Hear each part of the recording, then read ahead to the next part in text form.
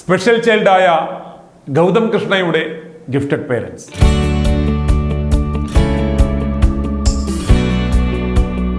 चांद मेरा दिल चांदनी हो तुम चांद से है दूर മൂലം കൊണ്ടു നാൻ ഹൃദയേതോ ഇനം പുത്തനാൾ.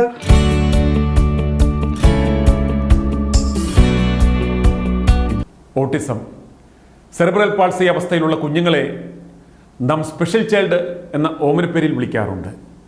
അവരെ കണ്ണിലെ കൃഷ്ണമണി പോലെ നോക്കുന്ന അവരുടെ മാതാപിതാക്കളെ നാം എന്ത് പേരാണ് വിളിക്കേണ്ടത്? യാഥാർത്ഥ്യങ്ങൾ മനസ്സിലാക്കി ഒട്ടും ജഡ്ജ്മെൻ്റലല്ലാത്ത, ആരെ കണ്ടാലും ചിരിച്ചുകൊണ്ട് മാത്രം സന്തോഷത്തോടെ സ്വീകരിക്കുന്ന, മനസ്സിൽ ഒരു കളങ്കമില്ലാത്ത ആ ദൈവത്തിൻ്റെ ദാനമായ കുരുന്നുകൾക്ക് വേണ്ടിയും ചിന്തിക്കുകയും പ്രവർത്തിക്കുകയും ചെയ്യേണ്ടി വരുന്ന ആ മാതാപിതാക്കൾക്കാണ് ഈ ദിവസം വേൾഡ് ഓട്ടിസം ദിനത്തിൽ ഞങ്ങൾ പ്രണാമം അർപ്പിക്കുന്നത്. ഇന്ന് നമ്മൾ പരിചയപ്പെടുവാൻ പോകുന്നത് ഗൗതം കൃഷ്ണയെയും ഗൗതത്തിൻ്റെ മാതാപിതാക്കളെയുമാണ്. ഞാൻ ഗൗതത്തെ കാണുന്നത് 2 വർഷം മുമ്പാണ്. ഞങ്ങൾ തിരുവനന്തപുരത്ത് സുഹാനി രാത് എന്ന പേരിൽ നിശാഗന്ധി ഓഡിറ്റോറിയത്തിൽ മുഹമ്മദ് റാഫി നൈറ്റ് നടത്തിയപ്പോൾ ഓഡിയൻസിൻ്റെ ഇടയിൽ വെച്ചാണ് ഞങ്ങൾ ഗൗതത്തെ ആദ്യമായി കാണുന്നത്. ഓഡിറ്റോറിയത്തിൽ ആയിരക്കണക്കിന് ആളുകൾ ഇരിപ്പുണ്ടെങ്കിലും ഞാൻ ഗൗതത്തെ ശ്രദ്ധിക്കുവാൻ കാരണം ഗൗതം മാതാപിതാക്കളോടൊപ്പമാണ് ഇരുന്നിരുന്നതെങ്കിലും വളരെ അക്ഷമനായി കാണപ്പെട്ടതുകൊണ്ടാണ്. എന്നാൽ പ്രോഗ്രാം തുടങ്ങിക്കഴിഞ്ഞപ്പോൾ ഗൗതം വളരെ സന്തോഷവാനായി ഗായകർ വേദിയിൽ പാടിയ പാട്ടുകളെല്ലാം തന്നെ ഗൗതം ഇരുന്ന് ആസ്വദിച്ച് ഉറക്കപ്പാടുന്നത് ഞാൻ ശ്രദ്ധിച്ചു. ഈവൻറ്റ് മാനേജ് ചെയ്ത തിരക്കിനിടയിലായതിനാൽ അടുത്തേക്ക് പോകുവാൻ എനിക്ക് സാധിച്ചില്ല. പ്രോഗ്രാമിന് ശേഷം ഞാൻ ഗൗതത്തെയും പിതാവിനെയും പരിചയപ്പെട്ടു. അപ്പോഴാണ് അദ്ദേഹം പറഞ്ഞത് ഗൗതത്തിന് ഹിന്ദി, മലയാളം, തമിഴ് ഉൾപ്പെടെയുള്ള എല്ലാ പ്രമുഖ ഗായകരുടെയും പാട്ടുകൾ ഹൃദയസ്ഥമാണെന്ന്. അങ്ങനെ ഇന്ന് രാവിലെ തിരുവനന്തപുരം പൊങ്ങുംപൊടിന് സമീപം ഞങ്ങൾ ഗൗതത്തിൻ്റെ വീട്ടിൽ പോയി. ആ വിശേഷങ്ങൾ നമുക്ക് കാണാം. ഒരു കുട്ടിക്ക് ഓട്ടിസമോ സെറിബ്രൽ പാൾസിയോ അവസ്ഥയുണ്ടായാൽ പലരും പറയും മുഖവരയില്ലാത്ത യാതനയാണ് ഓട്ടിസം ബാധിച്ചവരുടെ ജീവിതവും അവരെ പരിരക്ഷിക്കുന്നവരുടെ, പ്രത്യേകിച്ച് അച്ഛനമ്മമാരുടെ ജീവിതമെന്ന്. നമ്മുടെ സമൂഹത്തിൽ ഓട്ടിസമുള്ള അല്ലെങ്കിൽ സെറിബ്രൽ പാൾസി അവസ്ഥയിലുള്ള ഒരു കുഞ്ഞിൻ്റെ ജനനം ആദ്യം ഇല്ലാതാക്കുന്നത് പ്രത്യേകിച്ച് അവൻ്റെ അമ്മയുടെ സാമൂഹിക ജീവിതവും തൊഴിലുമാണ്. എന്നാൽ ഗൗതത്തിൻ്റെ മാതാപിതാക്കൾ 2 പേരും ജോലി ചെയ്യുന്നുണ്ട്. അച്ഛൻ കൃഷ്ണമൂർത്തി LICയിൽ മുതിർന്ന ഉദ്യോഗസ്ഥനാണ്, അമ്മ ബാങ്ക് ജീവനക്കാരിയുമാണ്. അവർ വളരെ സന്തോഷത്തോടെ ജീവിക്കുന്നു. പൊന്നുപോലെയാണ് ഗൗതത്തെ നോക്കുന്നത്. ഗൗതത്തിൻ്റെ ഹൃദയത്തിൽ നിന്നും പ്രവഹിക്കുന്ന ആ പാട്ടുകൾ ആ സന്തോഷത്തിൻ്റെ പ്രതിഫലനമാണ്. തങ്ങളുടെ കുഞ്ഞുങ്ങളുടെ അവസ്ഥയോർത്ത് വിഷമിക്കുന്ന ധാരാളം മാതാപിതാക്കൾ ഇന്നുണ്ട്. അവർക്കെല്ലാം പ്രചോദനമാണ് ഗൗതം കൃഷ്ണയും ഗൗതത്തിൻ്റെ സ്നേഹനിധികളായ മാതാപിതാക്കളും. ഇനി അവരുടെ വിശേഷങ്ങളിലേക്ക്. എൻ്റെ പേര് കൃഷ്ണമൂർത്തി. ഞാൻ LICയിലാണ് വർക്ക് ചെയ്യുന്നത്. പട്ടം LIC ഡിവിഷണൽ ഓഫീസിലാണ് വർക്ക് ചെയ്യുന്നത്. ഇത് ലത വൈഫാണ്. SBI ആക്കുളം ബ്രാഞ്ചിൽ വർക്ക് ചെയ്യുന്നു. ഇത് ഗൗതം കൃഷ്ണ എൻ്റെ മോൻ. ഇപ്പോൾ 25 വയസ്സായി. 1998 ഡിസംബറിലാണ് അവൻ്റെ ജനിച്ചത്. പിന്നെ ഒരു മോളും കൂടെ ഉണ്ട്, നിരഞ്ജന. 21 വയസ്സായി അവൾക്ക്. അതാണ് ബേസിക് ഫാമിലി ബാക്ക്ഗ്രൗണ്ട്. അമ്മയും ഒപ്പമുണ്ട്, എൻ്റെ അമ്മയും കൂടെ താമസിക്കുന്നുണ്ട്. സിസ്റ്ററിൻ്റെ മോനുണ്ട്.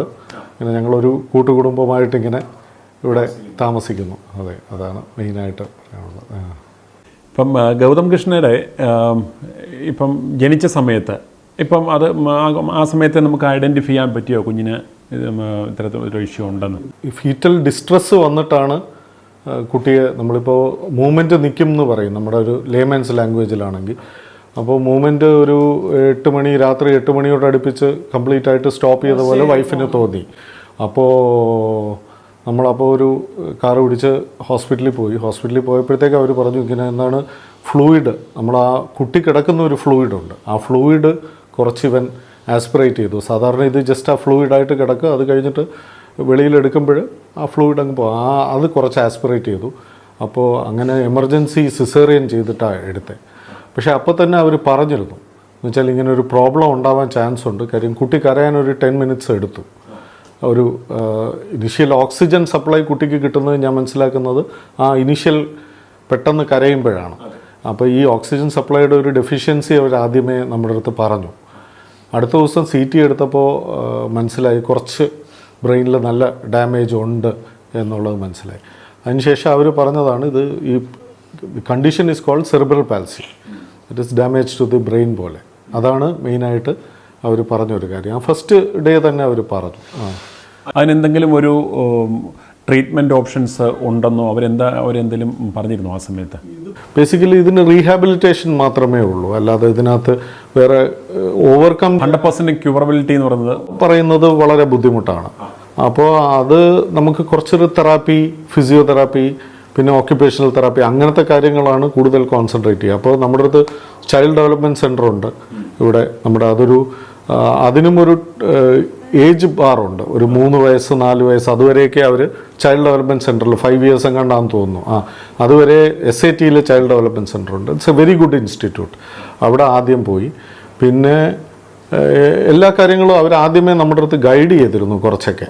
ഇവിടെ ഉള്ള പ്രശ്നം ഇറ്റ് വാസ് ഇൻ 1998. അപ്പോൾ സാറിനും അറിയാമല്ലോ നമുക്ക് എത്രത്തോളം ഫെസിലിറ്റീസ് ഉണ്ടായിരുന്നു എന്നുള്ളത് നമുക്കറിയാവുന്നു. Child development centre was a small centre. ഇപ്പോൾ ഒരു വലിയ ഇൻസ്റ്റിറ്റ്യൂട്ടായിട്ട് തന്നെ വന്നിട്ടുണ്ട്. പക്ഷേ എന്നാലും നമുക്ക് കിട്ടുന്ന തെറാപ്പികളും ഫെസിലിറ്റീസും വളരെ കുറവായിരുന്നു. അന്നും ഇത്തരം കണ്ടീഷൻസിനെയൊക്കെ ഒരു സാധാരണ ഏതെങ്കിലും ഒരു ഇന്നർ റീസൺ അല്ലെങ്കിൽ ആളുകൾക്ക് ഇതിനെക്കുറിച്ച് അത്ര ഒരു ഇൻഡെപ്ത് നോളജ് ഒന്നും ഇല്ലല്ലോ. ഇത്തരം ഒരു സെറിബ്രൽ പാൾസി എന്ന് പറഞ്ഞാൽ അതിൻ്റെ അവസ്ഥ എന്താണ്, അങ്ങനെ ഒരു സ്പെഷ്യാലിറ്റി അവസ്ഥയെക്കുറിച്ചുള്ള അവബോധം പബ്ലിക്കിനില്ല. അതുകൂടെ ഹെൽത്ത് കെയർ സെഗ്മെൻറ്റിലാണെങ്കിലും ഇല്ല. അന്നേരം അതുകൊണ്ട് തന്നെ ഒരു ട്രീറ്റ്മെൻറ്റ് ഓപ്ഷൻസും വളരെ ലിമിറ്റഡ് ആണ്. അന്നേരം ആ ഒരു അവസ്ഥയിൽ നമ്മൾ എങ്ങനെ പ്രതീക്ഷയോടെ, പ്രത്യേകിച്ച് രണ്ടുപേരും വർക്കിംഗ് ആയിരുന്നു, എങ്ങനെ അതിനെ ഒന്ന് നമ്മൾ തരണം ചെയ്തു? തരണം ചെയ്യുക എന്ന് പറഞ്ഞു കഴിഞ്ഞാൽ ഇത് നമ്മൾ വൺസ് ഇത് പ്രോബ്ലം വന്നു കഴിഞ്ഞാൽ പിന്നെ നമ്മൾ ഫേസ് ചെയ്യുക എന്നുള്ളതല്ലേ അതിനകത്തുള്ളൊരു ഓപ്ഷൻ. പിന്നെ നമ്മൾ ആ അവന്യൂസ് നോക്കുക എന്നുള്ളതേ ഉള്ളൂ, എന്താ നമുക്ക് ചെയ്യാൻ പറ്റുന്നത് എന്നുള്ള അവന്യൂസ്. CDC കഴിഞ്ഞപ്പോൾ CDCയിൽ ആ ഒരു പീരീഡ് കഴിഞ്ഞപ്പോൾ അവിടെ ഡോക്ടർ ബാബു ജോർജ് ആണെന്ന് തോന്നുന്നു, എൻ്റെ ഒരു ഓർമ്മ ശരിയാണെങ്കിൽ, പുള്ളിയാണ് നമ്മളെ ഒന്ന് ഗൈഡ് ചെയ്തത്. ഇങ്ങനൊരു കണ്ടീഷനാണ്, it will take some time എന്ന് പറഞ്ഞു. ഇങ്ങനെ ഇതൊന്ന് ഡെവലപ്പ് ചെയ്ത് വരാനായിട്ട്, കുട്ടി ഇരിക്കാൻ, പിന്നെ എല്ലാ മൈൽ സ്റ്റോൺസും ഡിലേഡ് ആവാനുള്ള ചാൻസ് ഉണ്ടെന്നുള്ളത് വളരെ ക്ലിയർ ആയിട്ട് പറഞ്ഞു തന്നു. അതിനുശേഷം നമ്മൾ ഹിയർസേ ആണല്ലോ, നമുക്ക് അന്ന് ഗൂഗിൾ ഇല്ലാത്തതുകൊണ്ട് ആൾക്കാർ പറയുന്നത് വെച്ചിട്ട് നമ്മൾ ഓരോ സെൻറ്റേഴ്സിൽ പോവുക. വെല്ലൂർ പോയി, ഹൈദരാബാദിൽ നിംസ് ഇൻസ്റ്റിറ്റ്യൂട്ടിൽ പോയി ഒരു സർജറി ചെയ്തിട്ടുണ്ട് അവന്. വെല്ലൂർ ബാഗായം എന്ന് പറഞ്ഞ് ഈ സ്പെഷ്യൽ കുട്ടികൾക്കായിട്ട് ഉള്ള ഒരു സെൻ്ററുണ്ട്, അവിടെ കുറച്ച് നാൾ ട്രീറ്റ്മെൻറ്റിന് പോയിരുന്നു. അങ്ങനെ എല്ലാം ഇത് ഹിയർസേ ആണ്, എല്ലാ സ്ഥലത്തും നമ്മൾ പോവുക എന്നുള്ളത്. അങ്ങനെ പോസിബിൾ ആയിട്ടുള്ള ഇന്ത്യയിൽ അവൈലബിൾ ആയിട്ടുള്ള എല്ലാ പോസിബിലിറ്റിയും നമ്മൾ മോസ്റ്റ്ലി എക്സ്പ്ലോർ ചെയ്യാനൊരു ശ്രമം നടത്തിയിട്ടുണ്ട്. നമ്മൾ പറയുന്ന പോലെ അതും ഹിയർസേ ആണ്. നമുക്ക് എല്ലാ പോസിബിൾ അവന്യൂസും നമ്മൾ നോക്കിയൊന്നും നമുക്ക് അറിയത്തില്ല. ഇതെല്ലാം ആൾക്കാർ ഗൈഡ് ചെയ്യുമ്പോഴത്തേക്കും നമ്മൾ ചെന്ന് ഇത് ബിഫോർ 2005 ആണ് ഈ പറയുന്ന കാര്യങ്ങളെല്ലാം സംഭവിച്ചത്. അതിന് ശേഷമാണ് നമുക്ക് കുറച്ചുകൂടെ ഒരു IT ഫീൽഡിൽ കുറച്ചുകൂടെയൊക്കെ ബെറ്ററായി വന്നു കഴിഞ്ഞപ്പോഴാണ് ഈ ഗൂഗിൾ സെർച്ചും ഒക്കെ വന്നു കഴിയുമ്പോഴാണ് കുറേ ഓപ്ഷൻസിനെ കുറിച്ച്. ഇപ്പോൾ ഒരു കുട്ടി ജനിക്കുകയാണെന്നുണ്ടെങ്കിൽ ഉണ്ടാകുന്ന ഓപ്ഷൻസിൻ്റെ ഒരു മേ ബി ഒരു 20 ടൈംസ് കുറവായിരിക്കും അന്ന് ഉണ്ടായിരുന്നത്.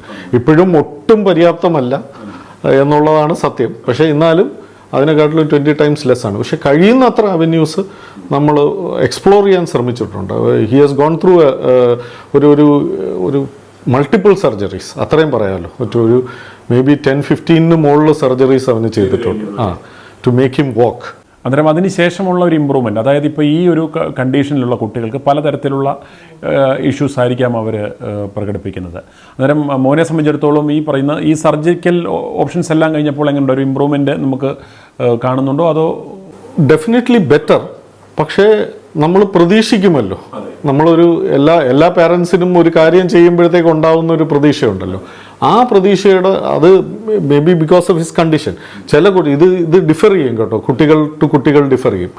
പല കുട്ടികൾക്കും ഇത് സെറിബ്രൽ പാൽസി വന്ന കുട്ടികളും നടക്കുന്ന കുട്ടികളുണ്ടാവാം. പക്ഷെ ഓരോ കുട്ടികളുടെ കണ്ടീഷൻ അനുസരിച്ച് അതിൽ വ്യത്യാസമുണ്ട്, ഡിപ്പെൻസ്, അവരവരെ ആശ്രയിച്ചിരിക്കും. പിന്നെ എഫേർട്ട് ഹീ പുട്ട്സ് ഇൻ അതുമുണ്ട്. അപ്പോൾ പക്ഷേ ഇവൻ വളരെ കോഓപ്പറേറ്റീവ് ആയിരുന്നു. പക്ഷേ എപ്പോഴെങ്കിലും എന്തെങ്കിലും ഈ കുട്ടികളുടെ ഒരു പ്രോബ്ലം എന്താണെന്ന് വെച്ച് കഴിഞ്ഞാൽ എന്തെങ്കിലും ഒരു നെഗറ്റീവ് ഇതിലൊരു ഇമ്പാക്റ്റ് വരികയാണെന്നുണ്ടെങ്കിൽ അത് ബ്രെയിനിൽ അങ്ങ് രജിസ്റ്ററായി നിൽക്കും. അപ്പോൾ അത് കഴിയുമ്പോഴത്തേക്ക് ചിലപ്പോൾ ആ വരുന്ന ഡെവലപ്മെൻറ്റ് തന്നെ ചിലപ്പോൾ റിഗ്രസ് ചെയ്യാനുള്ള ചാൻസ് ഉണ്ട്. നമ്മുടെ അനുഭവത്തിൽ നിന്ന് പറയുന്നതാണ്. അപ്പോൾ നമ്മൾ വളരെ കുഞ്ഞിനുണ്ടാകുന്ന മാനസികമായ ബുദ്ധിമുട്ടോ ഷോക്സോ ഇപ്പോൾ ഈ വീൽ ചെയറിലിരിക്കുന്നു, ഒരു കസേരയിൽ ഇരിക്കാൻ പറഞ്ഞാൽ അവൻ കംഫർട്ടബിൾ ആയിരിക്കില്ല. ചിലപ്പോൾ 2 കൈയുള്ള കസേരയിലേ ഇരിക്കുള്ളൂ. എപ്പോഴെങ്കിലും നമ്മൾ അറിഞ്ഞോ അറിയാതെയോ എപ്പോഴെങ്കിലും അതിൽ നിന്ന് ചിലപ്പോൾ വീഴുന്നിട്ടുണ്ടാവാം. അപ്പോൾ അത് അവൻ്റെ മനസ്സിൽ കിടക്കും. അപ്പോൾ ആ ഒരു എല്ലാത്തിനും ഒരു കോഷ്യസ് ആയിട്ടേ അവർ ട്രെഡ് ചെയ്യുള്ളൂ. അപ്പോൾ ഒരു പുതിയ സംരംഭത്തിലേക്ക് പോകാൻ ഭയങ്കര ബുദ്ധിമുട്ടാണ് അവർക്ക്. ഇപ്പം മോനിപ്പം 25 വയസ്സായി.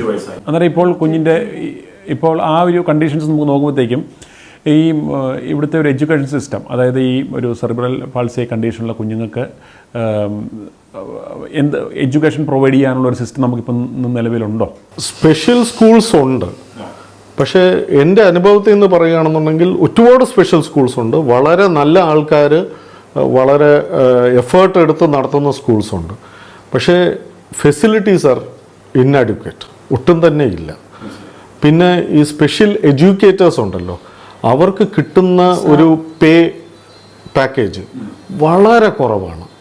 അപ്പോൾ എന്താണെന്ന് വെച്ച് കഴിഞ്ഞാൽ ഈ ഫീൽഡിലേക്ക് വരാൻ ആൾക്കാർ മടിക്കുന്നു. പിന്നെ ഗവൺമെൻറ് സെക്ടറിൽ ഇൻക്ലൂസീവ് എഡ്യൂക്കേഷൻ ഉണ്ട്.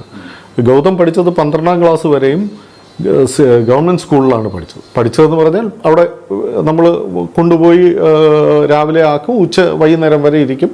ആ ഒരു കണ്ടീഷൻ അവൻ കുട്ടികളുടെ കൂടെ തന്നെയാണ് ഇരുന്നത്. ആ സിസ്റ്റമുണ്ട്, ഇൻക്ലൂസീവ് എഡ്യൂക്കേഷൻ.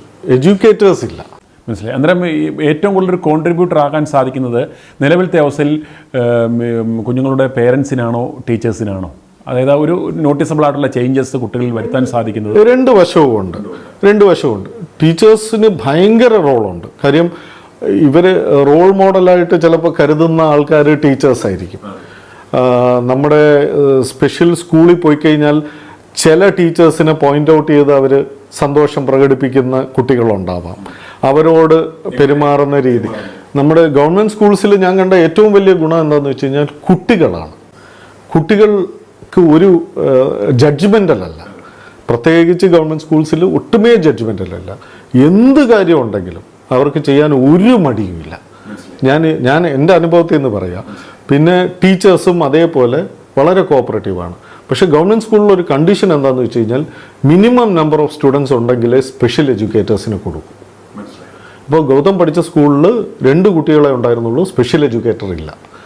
ആ ഒരു നിയമവ്യവസ്ഥിതി മാറേണ്ട സമയം അതിക്രമിച്ചിരിക്കുന്നു. ഒരുപാട് വൈകിപ്പോയി. ഇപ്പോഴും ഫണ്ട് ഇല്ലെങ്കിൽ ഫണ്ട് കണ്ടെത്തണം എന്നാണ്.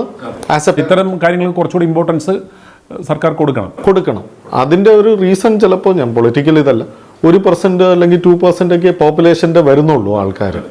അതുകൊണ്ട് അവരെ സംബന്ധിച്ചിടത്തോളം അവരുടെ ഒരു എന്താ പറയുന്നത്, അവരുടെ ഒരു മെയിൻ സ്ട്രീം അവരുടെ ഫോക്കസിൽ വരുന്ന ഒരു കാറ്റഗറി അല്ല, ഒരു കാര്യം ആയിരിക്കില്ല.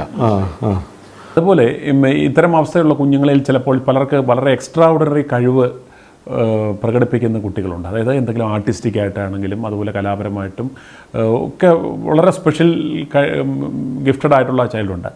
അതുപോലെ മോനെയും അതുപോലെ നമ്മളെ ഫാമിലിയായിട്ട് ഞാൻ കണ്ടത് എനിക്ക് ഓർമ്മ വരുന്നത് 2 years ബാക്ക് നമ്മൾ സുഹാനി രാത്ത് എന്ന പേരിൽ ഒരു മുഹമ്മദ് റാഫി സന്ധി വെച്ചിരുന്നു. അന്ന് ആ പ്രോഗ്രാമിൽ ഫാമിലിയായിട്ട് നിങ്ങളത് വന്നിരുന്ന് ഞാൻ ശ്രദ്ധിച്ചു.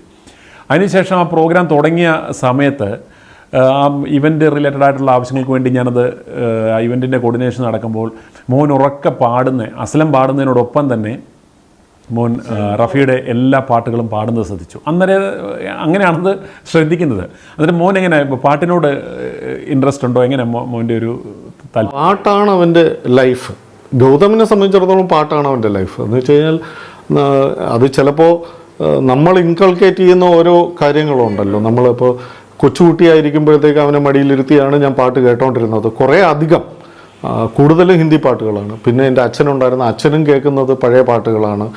അപ്പോൾ അത് അവന് കേട്ട് അത് ഇൻകൾക്കേറ്റായി. അവന് ഇപ്പോൾ ഏകദേശം ഏത് ജനറിലുള്ള പാട്ടുകളാണെങ്കിലും അവനൊരു പ്രോബ്ലവും ഇല്ല. ഇപ്പം മോള് കേൾക്കുന്നത് കുറച്ചുകൂടെ സൊഫിസ്റ്റിക്കേറ്റഡ് ആയിട്ടുള്ള കൊറിയൻ പാട്ടുകളാണെങ്കിലും ഇംഗ്ലീഷ് പാട്ടുകളാണെങ്കിലും ഏത് ജനറിലുള്ള പാട്ടുകളാണെങ്കിലും കൂടെ അവൻ പാടും. മോനന്തരം അത്യാവശ്യം പാട്ടുകളെല്ലാം തന്നെ എല്ലാ ഭാഷയിലുമുള്ള പാട്ട്. ഏകദേശം അത് നമുക്കൊരു സർപ്രൈസിങ് എലിമെൻ്റ് ആണ്. ചിലപ്പോൾ BGM കേൾക്കുമ്പോൾ പാട്ട് ഐഡൻറ്റിഫൈ ചെയ്യും. അതൊക്കെ എനിക്ക് ഭയങ്കര സർപ്രൈസിങ് ആണ് നമ്മളെ സംബന്ധിച്ച്. ഈവൻ ആസ് എ പേരൻറ്റ് ഇത്ര ആയി കഴിഞ്ഞിട്ടും ചില സമയത്ത് അവൻ പെട്ടെന്ന് ഐഡൻറ്റിഫൈ ചെയ്യുന്ന കാണുമ്പോൾ നമുക്കൊരു സന്തോഷമാണ്. എന്ന് വെച്ച് കഴിഞ്ഞാൽ he's taking so much effort അതിനു വേണ്ടി മാത്രം എന്ന് മനസ്സിലാക്കുമ്പോൾ ഉണ്ടാവുന്ന ഒരു സന്തോഷം. ഗൗതം, ഇപ്പം അപ്പ പാടുന്ന ഒരു മൂളുന്ന പാട്ട് ഏതാണെന്ന് പറയാമോ? ഇപ്പം അപ്പ ഒരു പാട്ട് മൂളി കേൾപ്പിക്കും. ഏത് പാട്ടാണെന്ന് പറയണം കേട്ടോ. എന്നിട്ട് നമുക്ക് രണ്ടുപേരും കൂടെ പാടി കേൾപ്പിക്കണം. റെഡി?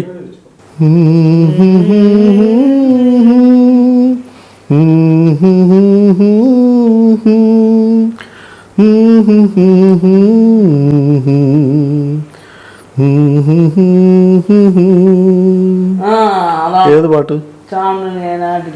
ചാന്ത് നേരത്ത്. പാട്, നീ പാട്. റെഡി? അപ്പയുടെ ഒപ്പം പാടാം, രണ്ടുപേരുടെ പാടിക്കും.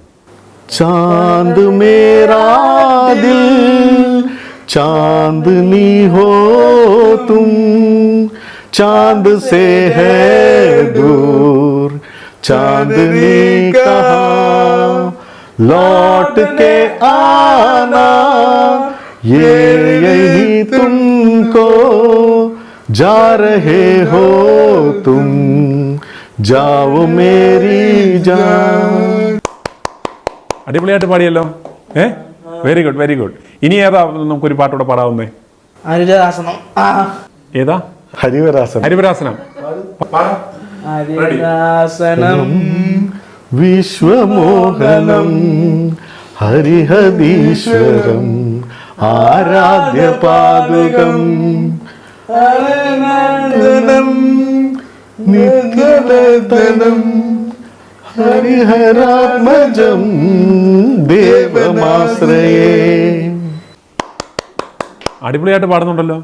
ഈ പാട്ടൊക്കെ ആരാ പഠിപ്പിച്ചേ? തന്നെ പഠിച്ചോ അതോ അപ്പ പഠിപ്പിച്ചോ? തന്നെ പഠിച്ചു. എങ്ങനെ പഠിക്കുന്നേ? ത്രൂ ഫോണിൽ കൂടെ പാട്ട് കേൾക്കും. ഏറ്റവും ഇഷ്ടമുള്ള സിംഗർ ആരാ ഗൗതമിന്? കിഷോർ. കിഷോർ കുമാർ. കിഷോർജിയുടെ ഒരു പാട്ട് പാടാം. കിഷോർ.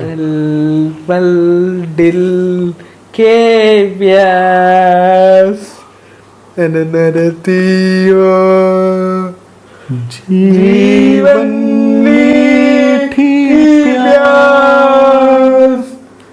ये कहती हो पल पल दिल के पास तुम रहती हो. ആഹാ. കിഷോർജിയുടെ വേറെ പാട്ടറിയാവോ? मेरे दिल के चैन चैन आए मेरे दिल को दुआ कीजिए ओ मेरे दिल के चैन चैन आए मेरे दिल को दुआ कीजिए. അടിപൊളിയായിട്ട് പാടുന്നുണ്ട്. എല്ലാ പാട്ടും അറിയാമല്ലോ. Very good, very good. ഇനി നമ്മുടെ വേറെ ഏത് സിംഗേഴ്സ് തന്നെയാണ് പിന്നെ ഇഷ്ടം കിഷോർജി അല്ലാതെ? कभी कभी मेरे दिल में ख्याल आता है कि जैसे तुझको बनाया गया है मेरे लिए, तू अब से पहले सितारों में बस रही थी कहीं, तुझे ज़मीं पे बुलाया गया है मेरे लिए. മലയാളം ഏത് പാട്ടറിയാം? മൂലം കൊണ്ടുവന്നാൻ വെളിയേതോ ഇനം പുത്തനാൾ മധു തേടിപ്പോയി ദൂരെ ചാരേ തളിരാന പൂമരങ്ങൾ മൂലം കൊണ്ടുവന്നാൻ ദൂരേതോ ഇനം പുത്തനാൾ മധു തേടിപ്പോയി. സൂപ്പർ. ഇനിയും പിന്നെ നമുക്ക് തമിഴ് പാട്ട് വല്ലതും അറിയാമോ? തമിഴ് പാട്ട്. രാജരാജ ചോഴൻ എനയാഴ് കാതൽ ദേശം നീതാൻ പൂവേ കാതൽ തീരേ മണ്ണീത സ്വർഗം വന്ന് പെണ്ണാനതേ ഉല്ലാസ ഭൂമിയിലുണ്ട് ഉണ്ടാനതേ രാജരാജസോടന്നാൻ എനയാഴ് കാതൽ ദേശം നീതാൻ പൂവേ കാതൽ തീരേ. ഇപ്പൊ ഏത് സ്കൂളിലാണ് ഇപ്പം ഗൗതം പോകുന്നേ? Saint Peter's MCC school. അടുത്താണോ? വീടിനടുത്താണോ? ഏത് സ്ഥലം? പോങ്ങമ്മൂട്. ആഹാ. ടീച്ചേഴ്സ് ഏറ്റവും ഇഷ്ടപ്പെട്ട ടീച്ചർ ആരാ ഗൗതമിന്? Rajesh sir. Rajesh sir. Rajesh sir PT സാറാണ്. സാറാണോ? ആഹാ. സാറ് ഗെയിംസിനൊക്കെ കൊണ്ടുപോവോ? എന്നെ ചെയ്യുക രാജേഷ് സാറ്? എക്സസൈസ്. ഭയങ്കര ഇഷ്ടമാണ്. PT പീരീഡ് ആണോ ഏറ്റവും ഇഷ്ടം? ആണോ? ഗൗതമിന്റെ ബെസ്റ്റ് ഫ്രണ്ട് ആരാ? ജിക്കു. കണ്ണൻ. പിന്നെ വേറെ ഫ്രണ്ട്സ് ഇല്ലേ? സെയ്താലി. ഇഷ്ടം പോലെ ഫ്രണ്ട്സ് ആണല്ലോ ഉള്ളേ. ഗേൾസ് ആരെല്ലാം ഉണ്ട്? ഗേൾസ് മയ്യമ്മ. വേറെ ആരുണ്ട്? ഇത്രയും പേരുടെ ഓർമ്മ വരുന്നല്ലോ. എന്തോ ഇപ്പം വെക്കേഷനിൽ എന്തോ പരിപാടി? ടൂർ വല്ലതും പ്ലാനിങ് ഉണ്ടോ? ഏറ്റവും കൂടുതൽ ഇഷ്ടം യാത്രകളാണ്. ഇപ്പം നമ്മുടെ ഒരു സൗഭാഗ്യം, നമുക്കൊരു വണ്ടി ഉള്ളതുകൊണ്ട് നമുക്ക് കൊണ്ടുപോകാൻ പറ്റുന്നു. നമ്മുടെ ആ ഒരു സോഷ്യൽ സിസ്റ്റത്തിൻ്റെ ഒരു പ്രോബ്ലം അതിൻ്റെ കൂട്ടത്തിൽ പറയാതിരിക്കാൻ പറ്റില്ല. എന്ന് വെച്ചാൽ നമുക്കിപ്പോൾ ഒരു പബ്ലിക് ട്രാൻസ്പോർട്ടോ ഒന്നും ആക്സസിബിൾ അല്ല. അതായത് ഇത്തരം ആളുകൾക്ക് ആക്സസിബിലിറ്റി ഉള്ള, അല്ലെങ്കിൽ അവരെ കാറ്റർ ചെയ്യാൻ പറ്റാവുന്ന രീതിയിലുള്ള ഒരു ഫെസിലിറ്റിയും പബ്ലിക്കിലേക്ക് ഇറങ്ങിയാലില്ല. സാറ് വെളിയിലിറങ്ങി ഇപ്പം നമ്മൾ അവെയർ ആയതുകൊണ്ട് ഇപ്പം നമുക്ക് ഇങ്ങനെ ഒരു കുട്ടി ഉള്ളതുകൊണ്ട് നമ്മൾ എല്ലാ സ്ഥലത്ത് ചെല്ലുമ്പോഴും നമ്മൾ ഇത് ആലോചിക്കും. പക്ഷേ ഇപ്പോൾ ബസ് കയറാൻ പറ്റില്ല, ട്രെയിൻ കയറാനേ പറ്റില്ല, ട്രെയിനിൽ കയറാൻ പറ്റില്ല, ബസ്സിൽ ഒട്ടുമേ പറ്റില്ല. ആകെപ്പാടെ പോകാൻ പറ്റുന്നത് ഫ്ലൈറ്റാണ്. ഫ്ലൈറ്റിൽ വീൽ ചെയർ അവർ കയറ്റിക്കൊണ്ട് പോകുന്നതുകൊണ്ട് പറ്റുന്നു. ആ ഒരു ഫെസിലിറ്റി ഒരു കോമൺ മാൻ എന്ന് വെച്ചാൽ ഇപ്പം നമ്മളൊരു കുഴപ്പമില്ല എന്നുള്ള ഒരു ഫൈനാൻഷ്യൽ സിറ്റുവേഷനിലാണെങ്കിൽ these type of kids can survive. അല്ലാന്നുണ്ടെങ്കിൽ ഭയങ്കര ഫ്രസ്ട്രേഷൻ ആയിരിക്കും സാർ. നമുക്ക് പുറത്ത് കൊണ്ടുപോകാൻ പറ്റത്തില്ല. ഇപ്പം വീട്ടിൽ തന്നെയാണെങ്കിൽ തന്നെ ഇപ്പം സാർ ഇപ്പം സംസാരിക്കുമ്പോൾ ഞാൻ ശ്രദ്ധിച്ചു, പുതിയ നമ്മുടെ വീട് പണിയുമ്പോൾ ഇത്തരത്തിൽ ഒരു ഫ്രണ്ട്ലി ആയിട്ടുള്ള ഒരു വീടാണ് കൺസ്ട്രക്ട് ചെയ്യുന്നതെന്ന് പറഞ്ഞു. എന്തൊക്കെ ഫെസിലിറ്റിയാണ് നമ്മൾ ബേസിക്കലി ഞാൻ എൻ്റെ ഫ്രണ്ട്സ് പറഞ്ഞിട്ടാണ് ഇത് കൂടുതൽ നമ്മൾ ആലോചിക്കുന്നത് ഇതിനെക്കുറിച്ചൊക്കെ. അപ്പോൾ നോക്കുമ്പോൾ ശരിയാണ്, നമ്മൾ നോക്കുമ്പോൾ അവന് ഒരു മുറിയിൽ നിന്ന് വേറൊരു മുറിയിലേക്ക് പോകണമെങ്കിൽ ഇത് ഒരു സ്ട്രഗിളാണ്. ഒന്നിലെ അവൻ താഴെ ഇരുന്ന് നിരങ്ങിപ്പോണം, അല്ലാന്നുണ്ടെങ്കിൽ അപ്പം ഞാൻ പിന്നെ കുറേ നാൾ ഞങ്ങൾ ആലോചിച്ചിട്ട് ഞങ്ങൾ തീരുമാനിച്ചതാണ് ഒരു വീട് ഇവനായിട്ട് റാമ്പ് വെച്ചിട്ട് അവന് തന്നെത്താനെ എല്ലാ റൂമുകളെ ആക്സസ് ചെയ്യുന്ന രീതിയിൽ ഒരു വീട് പണിയണം എന്ന് വിചാരിച്ചിട്ട് പഴയ ഇരുന്ന കൺസ്ട്രക്റ്റഡ് ഹൗസ് ഞങ്ങൾ പൊളിച്ചിട്ടാണ് പുതിയത് പണിയുന്നത്. അപ്പോൾ അവിടെ റാമ്പ് വയ്ക്കുന്നുണ്ട്, ലിഫ്റ്റ് വയ്ക്കുന്നുണ്ട്. പിന്നെ എനിക്ക് ഒരു കാര്യവും കൂടെ പറയാനുള്ളത്, ഒരു ആവറേജ് ആൾക്ക് സുഖമായിട്ട് അഫോർഡബിൾ ആയിട്ട് നമുക്ക് പണിയാൻ പറ്റുന്ന ഒരു കാര്യമാണ് എൻ്റെ ഒരു അനുഭവത്തിൽ നിന്ന് പറയാം. എല്ലാം ബഡ്ജറ്റ് ഫ്രണ്ട്ലി ആയിട്ടാണ് ഞാൻ വെച്ചിരിക്കുന്നത്. ഈവൻ അതിൽ കുറച്ച് പോലും ചെയ്യാൻ പറ്റും. കുട്ടികളുണ്ടെങ്കിൽ എല്ലാവരും അത് ചെയ്യണം. ആ കുട്ടികൾക്കൊരു വലിയൊരു ഇൻസെൻറ്റീവാണ് അത്. വീൽ ചെയറിൽ ഒന്നും ചെയ്യണ്ട, ഡോറിൻ്റെ വീതി കൂട്ടുക, ടോയ്ലറ്റ് കുറച്ച് വലുതാക്കുക, അത്രയും മാത്രം. ആ ഒരു റൂം കുറച്ച് വലിയൊരു റൂമാക്കുക. നമ്മളൊരു ശ്രദ്ധ കാണിച്ചു കഴിഞ്ഞാൽ നമുക്കത് യാഥാർത്ഥ്യമാക്കാവുന്ന, അവരുടെ ലൈഫ് കംഫർട്ടബിൾ ആക്കാം. വീടിന്റെ പണി ഏതാണ്ട് തീരാറാകുന്ന സമയത്ത് തീർച്ചയായിട്ടും ഞങ്ങൾ ഒന്ന് ഷൂട്ട് ചെയ്യാം. കാരണം അത് മറ്റു പേരൻസിനും വളരെയേറെ ഇൻഫോർമേറ്റീവ് ആയിരിക്കും. 100% പെർഫെക്റ്റ് ആയിരിക്കില്ല, എന്നാൽ പോലും നമ്മളുടെ മനസ്സിൽ തോന്നിയ കാര്യങ്ങളെല്ലാം നമ്മൾ അതിനകത്ത് ഇൻകോർപ്പറേറ്റ് ചെയ്തിട്ടുണ്ട്. കഴിയുന്ന അത്രയും കാര്യം നമ്മുടെ ഒരു ബഡ്ജറ്റും അതിനകത്തൊരു ഫാക്ടറാണ്. അപ്പോൾ എല്ലാ കാര്യങ്ങളും ഇൻക്ലൂഡ് ചെയ്യാൻ പറ്റില്ല എങ്കിലും പല കാര്യങ്ങളും പോസിബിൾ വേയിൽ ഏകദേശം എല്ലാം. ഇപ്പം അവന് ഒരു റൂമിൽ നിന്ന് വേറെ റൂമിലേക്ക് തന്നെ പോകാൻ പറ്റും. പിന്നെ ലിഫ്റ്റിൽ കയറി ഏറ്റവും വലിയ ആഗ്രഹം മുകളിൽ പോകണം, മുകളിലത്തെ നിലയിൽ പോകണം എന്നുള്ളതാണ്. ആ ഒരു ആഗ്രഹവും കൂടെ നമ്മൾ ആ ലിഫ്റ്റ് നമുക്ക് കുറച്ച് കോസ്റ്റ്ലി ആണെങ്കിൽ പോലും അഫോർഡ് ചെയ്യാവുന്ന ലിഫ്റ്റുകളും നമുക്ക് ചെയ്യാൻ പറ്റും. സ്റ്റെയറിൽ കൂടെ പോകുന്ന ലിഫ്റ്റുകളുണ്ട്, നമ്മളത് കുറച്ചുകൂടെ കോസ്റ്റ്ലി ആയിട്ടുള്ളത് ഇത് ചെയ്താ. ഇപ്പം സാറിനെ സംബന്ധിച്ചിടത്തോളം ഇപ്പം മോന് 25 വയസ്സായി. അതായത് ആദ്യമേ ഏതൊരു പേരൻറ്റിനാണെങ്കിലും ഒരു പകച്ചു നിൽക്കുന്ന ഒരു സമയം ഉണ്ടാവാം. ആ സ്ഥലത്ത് കഴിഞ്ഞ് 25 വർഷം നമ്മൾ നോക്കുമ്പോൾ ഈ ലെവലിൽ നമ്മളെത്തി. അന്നേരം നമ്മുടെ ഈ പേരൻസിനോട് പല സ്റ്റേജിലുള്ള കുട്ടികളുള്ള ധാരാളം പേരൻസ് ഉണ്ട്. അന്നേരം നമുക്ക് ആ പേരൻസിനോട് നമ്മുടെ ഒരു എക്സ്പീരിയൻസിൻ്റെ ബേസിൽ നമുക്ക് ഷെയർ ചെയ്യാനുള്ള ഒരു കാര്യം എന്താണ്? ദിസ് ഇസ് ഒരു ജോയ് ആണ് നമ്മളെ സംബന്ധിച്ചിടത്തോളം to take care of him. Sunil സാറിന് മനസ്സിലാക്കാൻ പറ്റുന്ന ഒരു കാര്യം എന്ന് പറയുന്നത് ജഡ്ജ്മെൻ്റലല്ല ഈ കുട്ടികൾ. എല്ലാവരുടെ സ്നേഹമാണ്. സാറ് വരുമ്പോൾ തന്നെ പുള്ളി സംസാരിക്കുന്ന രീതി ആരെ കണ്ടാലും ഒരു സന്തോഷമുള്ള ഒരു കുട്ടികളാണ്. 90% കുട്ടികളും അങ്ങനെയാണ്. ഇതിലിപ്പോൾ സാറ് ചെയ്യുന്നതാണ് ഏറ്റവും വലിയ സോഷ്യലി നല്ല ഒരു കാര്യം എന്ന് വെച്ച് കഴിഞ്ഞാൽ നിങ്ങൾ ഇതിലൊരു അവയർനെസ് കൊണ്ടുവരാൻ ശ്രമിക്കുകയാണ്.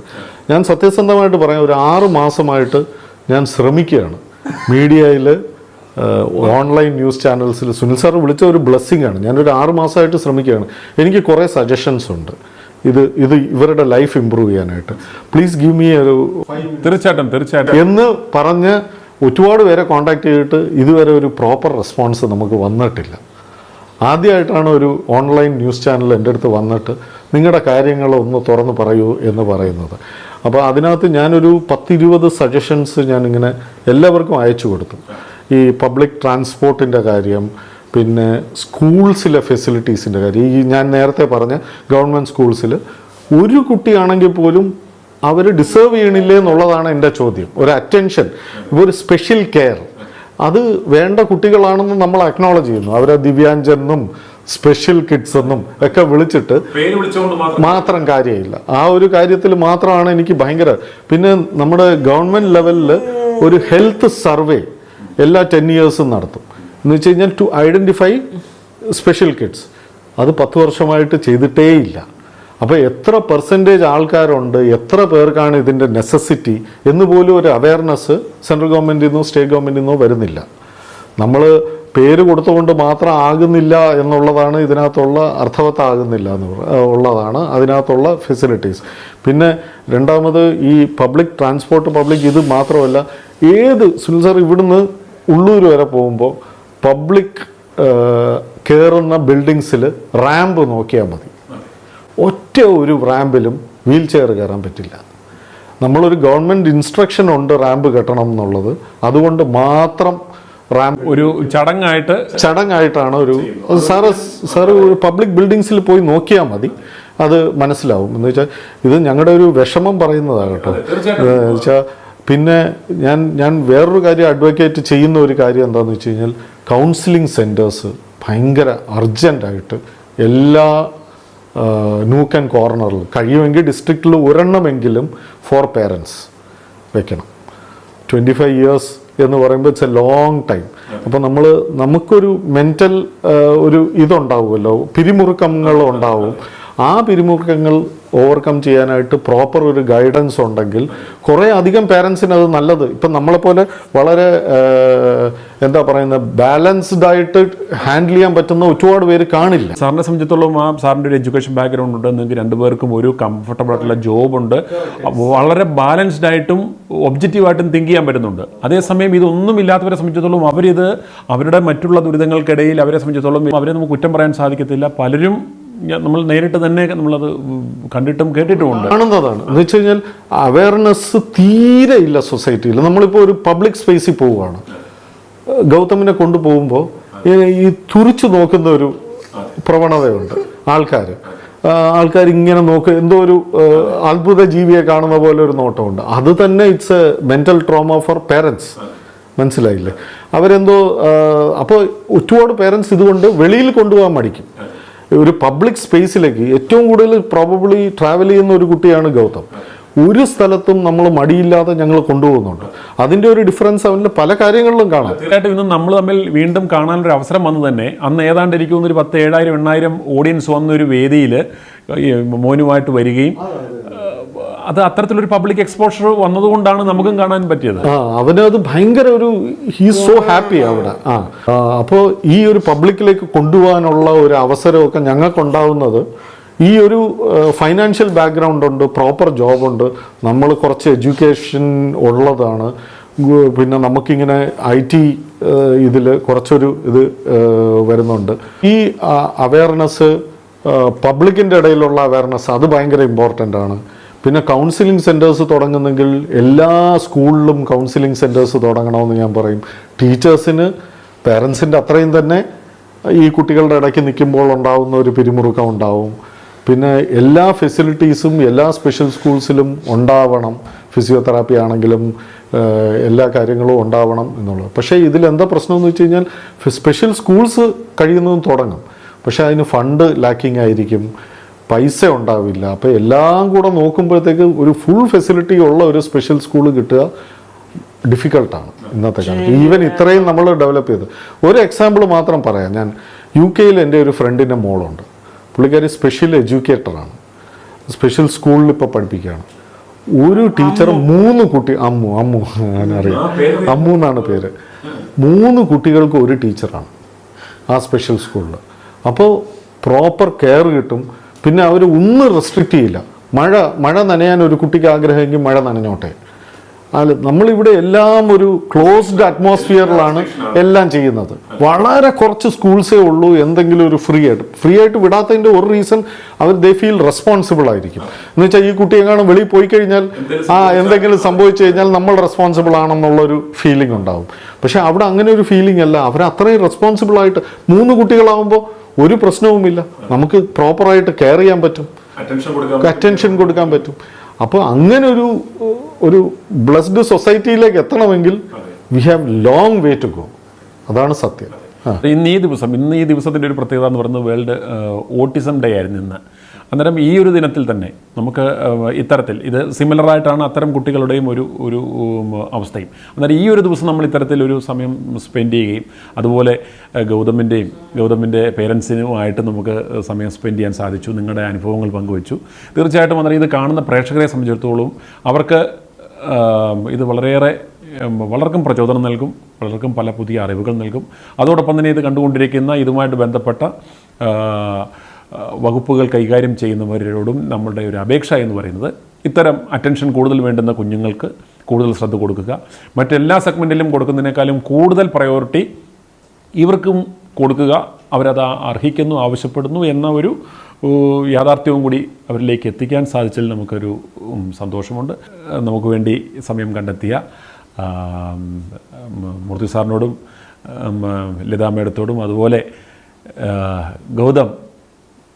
ഗൗതമിനോടുമുള്ള ഞങ്ങളുടെ നന്ദി അറിയിക്കുന്നു. ഓൺലൈൻ നമുക്കൊരു അവന്യൂ കിട്ടാനായിട്ട് അതിൽ സുനിൽ സാറിനോട് എനിക്ക് എത്ര നന്ദി പറഞ്ഞാലും അത് തീരില്ല. കാര്യം ഇങ്ങനൊരു അവന്യൂ പാരൻസിന് കിട്ടുക എന്ന് പറയുന്ന ഒരു വലിയ കാര്യമാണ്. അതിൽ ഒരു 10% ആൾക്കാർക്കെങ്കിലും ഒരു അവയർനെസ് ഉണ്ടാവുകയാണെന്നുണ്ടെങ്കിൽ ഞങ്ങൾക്ക് വി ആർ ബ്ലെസ്ഡ് എന്നുള്ളത് സത്യമായിട്ട് പറയാം. അത് സന്തോഷമുണ്ട് സാർ വന്നതിൻ്റെ. ഗൗതത്തിൻ്റെ പിതാവ് കൃഷ്ണമൂർത്തിയുടെ ഫോൺ നമ്പർ ഞങ്ങൾ ഡിസ്ക്രിപ്ഷൻ ബോക്സിൽ കൊടുത്തിട്ടുണ്ട്. താല്പര്യമുള്ളവർക്ക് വിളിക്കാവുന്നതാണ്. i2i News, an eye for truth. i2i News subscribe ചെയ്തിട്ടില്ലാത്തവർ ഇപ്പോൾ തന്നെ സബ്സ്ക്രൈബ് ചെയ്യുക. നോട്ടിഫിക്കേഷൻ ലഭിക്കുവാൻ ബെൽ ബട്ടണും അമർത്തുക.